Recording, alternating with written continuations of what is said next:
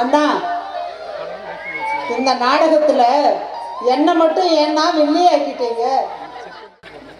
ஏன் மன வளர்ச்சி கொண்டிய பையன் நாள்தோறும் அவன் சவாலை சமாளிக்கிறது, அதெல்லாம் பார்க்கும்போது ஒரு பெத்த தாயா அவனுக்கு கல்யாணம் பண்ணி பார்க்கணும்னு நினைச்சது தப்பா அண்ணா? தப்பு இல்லம்மா.